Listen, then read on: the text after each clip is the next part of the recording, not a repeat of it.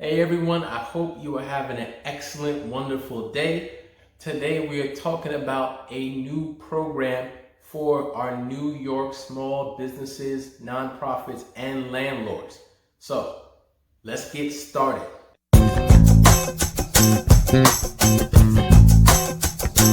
Hey, if this is your first time to the channel, thank you so much for joining us. My name is Justin Simmons with DKC Realty Group, and I'm a licensed real estate salesperson in New York State and Connecticut.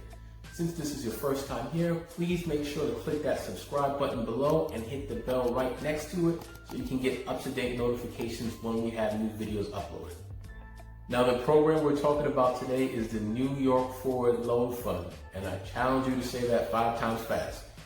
It is an economic recovery loan program assisting small businesses, small nonprofits, and small landlords across New York State as we reopen.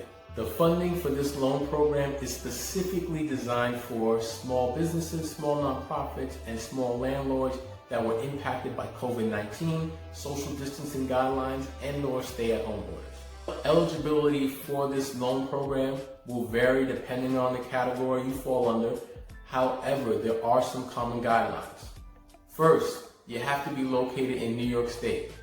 Second, you cannot have received a loan from SBA's Paycheck Protection Program, nor the Economic Injury Disaster Loan Program from SBA. So you can't have gotten any of that SBA money for COVID-19 in 2020. And the third thing is you have to have been in operation for at least 1 year at the time of your loan application.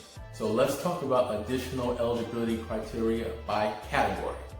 So for small businesses, you have to have less than 20 full-time equivalent employees, and you have to have had gross revenues of under $3 million in a year. Nonprofits, you have to employ less than 20 full-time equivalent employees.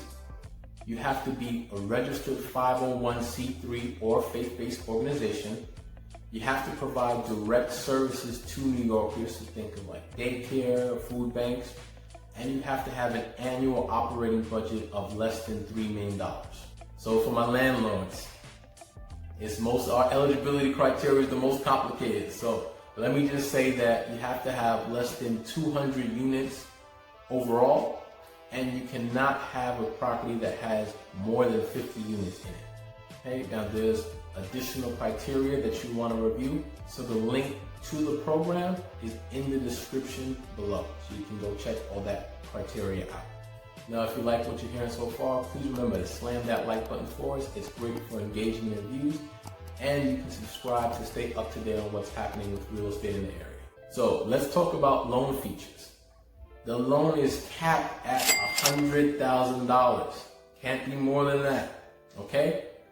Now, we'll talk a little bit later about how you can calculate your maximum loan amount, but just know that it's not going to be able to go more than $100,000, right? Second thing to know with the loan features, there's no collateral required. That's a good thing. There are no application fees. Another good thing. However, you can be charged for late payments if you receive the loan, so just be mindful of that. The length of the loan is 5 years or 60 months. And it's paid back on a monthly basis. Now, for the first year, you're only making payments on the interest, so your loan amount very small. Years 2 to 5, you'll be paying back the interest plus the principal, so what you're paying each month will go up, okay?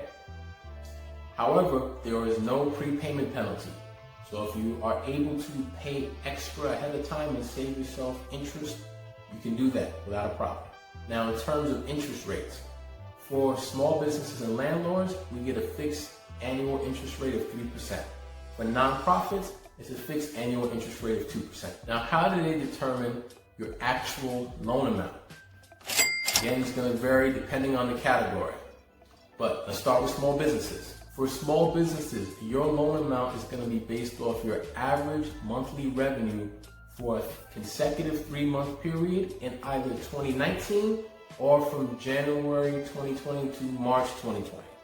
So you can either do last year or the first 3 months of this year.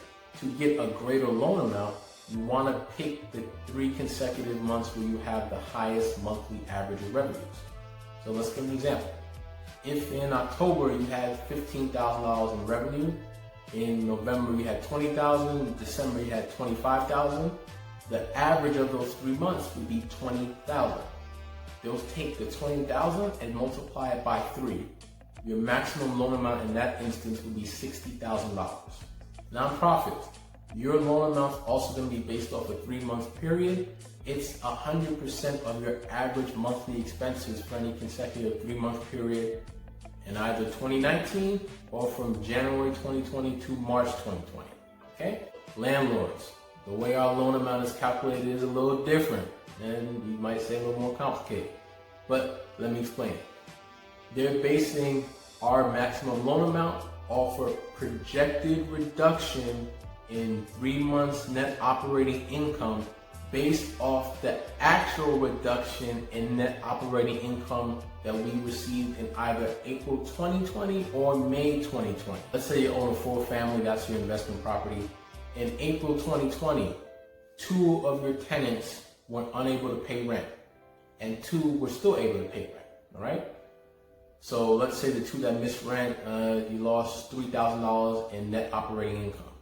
However, in May 2020, unfortunately, 3 of your tenants were unable to pay rent, and now your loss of net operating income was $4,500. In that case, if you want a higher loan amount, you're going to use May 2020, that's $4,500. They'll multiply that by 3. What does that give you? Quick math in my head, $13,000, $13,500? We'll check. Now, of course, you have multiple units, multiple losses. You want to check across all your units to see whether April or May gives you a higher amount if you want to qualify for a higher maximum loan amount. Okay? Hey, and if you got a quick second and you like what you're hearing, slam that like button for me real quick. Thank you so much. What can you use the money for? Well, you can use the proceeds for a number of things. It includes working capital, refitting for social distancing guidelines to make sure you can adhere to them, utilities, rent, supplies, maintenance, etc. There's a lot of different categories that you can use the money for. However, you cannot use this money to pay off another loan. So it's not like you can use it to refinance, so to speak. That's not allowed. At the time you're applying, they will ask you to give a breakdown of what you project to use the money for. So you do want to have that list ready for you when you apply. Now, in terms of applications and applying, New York is telling us that applications are being reviewed on a rolling basis as industries and regions reopen across the state. So if your industry in your area has already reopened, apply now, okay? You're being given priority, and there's a limited amount of money in the fund. If your industry and/or region has yet to reopen, apply now with the pre-application, right? Because demand is very high, so you want to make sure that you're one of the first people in there when they do start considering applications for your industry in your area. Since we got so many entrepreneurial folks here, if you like this video, I got another one popping up that I think you really enjoy.